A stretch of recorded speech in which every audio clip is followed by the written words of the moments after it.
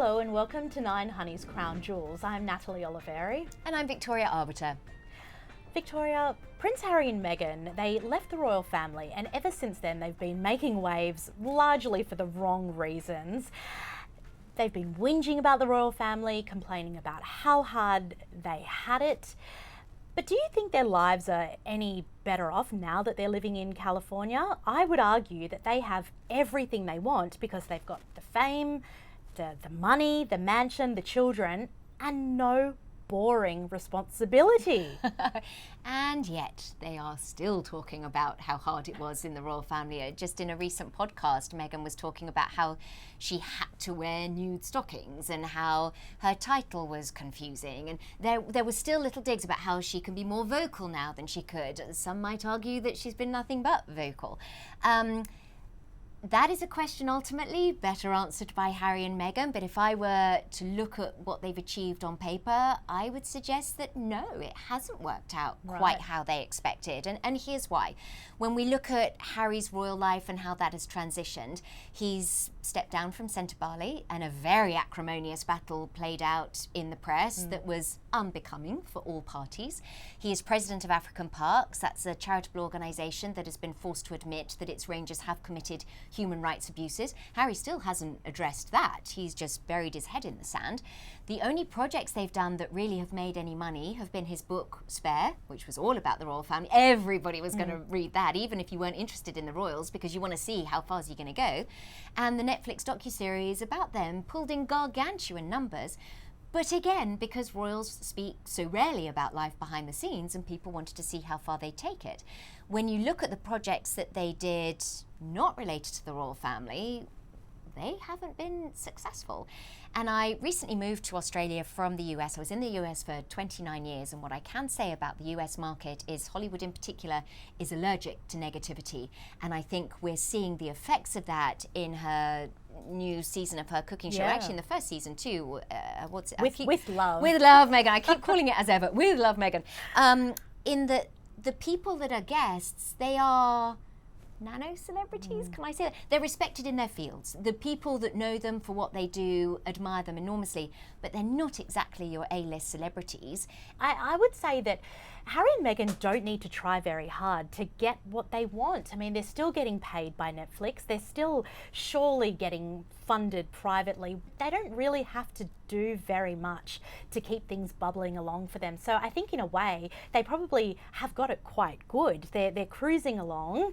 They're not getting the media attention that maybe they would have if they were still living in the UK. Oh, but it's very different. So you write about the royals. Actually, I'm really interested to know what you think about this. So you write about the royals every single day. And I think you would agree that if Meghan so much as breaks a fingernail, it's going to be in the press. So perhaps they're in for the wrong reasons. But why, Natalie? Why does everybody still care? So I don't cover Harry and Meghan anymore because I cover the senior working royal family.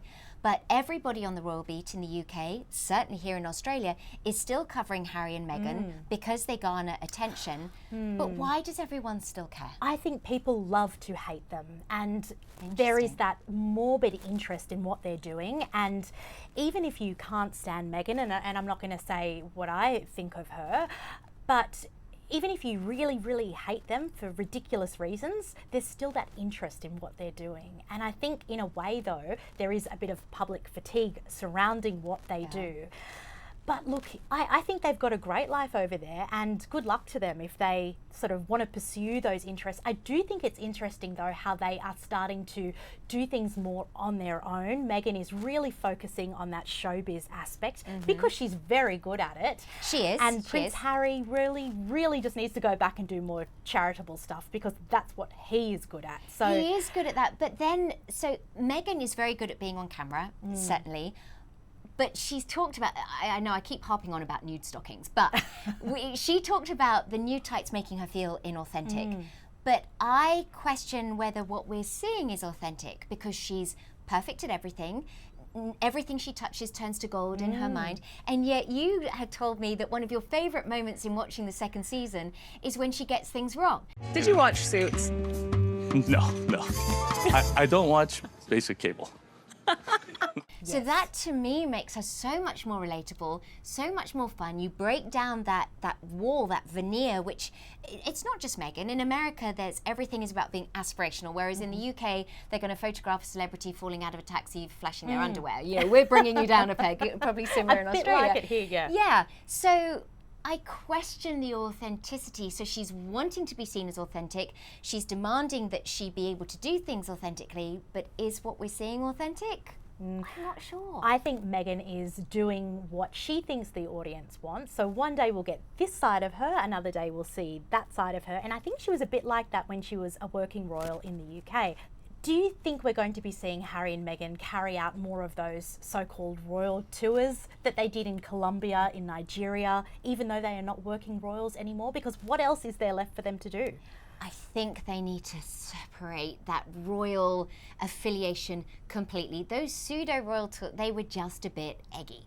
Carrying themselves like royals, conducting it as an official royal tour, it's weird. And I don't think you can hate everything about royal life and slam the royal family, smear the institution of monarchy, and then go out and act like a royal. It's weird. So I would like to see, I think, where I do agree with you is that Harry really comes into his own when he's conducting charitable endeavours. He's really good. He can chat to the everyman. He's great with kids. He doesn't meet a stranger, and in that respect, he's very much like his mother, his late mother. Meghan clearly wants to separate what she's doing, but then it kind of flies in the face of service is universal, and we want to go out and serve, like she's serving herself right now. But if that's what works for her and that's what makes her happy, great. I think the royal family would love for them to go and make a success of their lives, move on, get past the royal life so that we can finally concentrate on Harry and Meghan in the celebrity world and the royals in the royal world. It's interesting though, I do think they need each other to make each other relevant. Harry needs Meghan to give him that glow, and Meghan needs Harry for the royal connection, otherwise no one cares what she has to say. But do you think the royal family needs them at all? Do they want Harry and Meghan to come back, or do you think they are best just left in their corner in America? I think, obviously I appreciate that I'm speaking for people, so do not take this as gospel truth. I think reconciliation would be nice. I think it would be lovely to be able to trust them again and know that they can have conversations and that trust is established and secure. I don't think there is any place for them in the working monarchy now. I don't know what kind of reception they'd get, to be honest, if they came back to the UK. I think it would be a bit like being at a zoo. People would be fascinated to see them, and they'd all roll out to see them. But it's that weird, morbid fascination.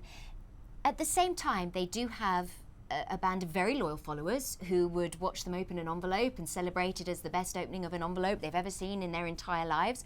But I think, kind of to your point you made earlier, that people it's wearing a little thin. And I would like to see them perhaps just take a step back, reassess, take some advice from experts, don't think they're very good at that, and maybe just chill and relax a bit, because again, to your point about Meghan making fun of herself, that's what endeared Victoria Beckham to the masses. Like, I wasn't really that fussed about her. We're the same age, we both went to dance school, both called Victoria. She's 2 weeks younger than me. We lead very different lives. But suddenly when she was making fun of herself, I was like, oh my God, you're great. You're really funny. We're very working class. Be honest. I am being honest. I am being honest. What car did your dad drive you to school in? So my dad did. No, one answer. My dad. What car was it? Alright, it's not a simple answer What because. What did you get your dad to drive? It depends. No. Okay, What in the car? 80s, my dad had a Rolls Royce. Thank you. It made them accessible, it made them relatable, even though they've got pots of money and lead this luxurious lifestyle. So I'd like to see a little more Beckham in the Sussex household. I would love to see Harry and Meghan back on the Buckingham Palace balcony just to throw a spanner in the works and shock everyone at the next Truth in the Colour. It would. Well, they would dominate the front pages. Of that you can be certain. Thank you, Victoria.